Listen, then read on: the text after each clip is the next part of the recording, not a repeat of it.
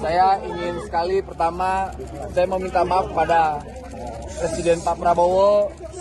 Kedua, saya minta maaf kepada anak dan istri saya.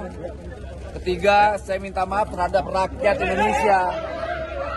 Dan saya juga ingin mengklarifikasi bahwa saya tidak di OTT. Pertama itu. Kedua, kasus saya bukan kasus pemerasan, agar narasi di luar tidak menjadi narasi yang kotor yang memberatkan saya.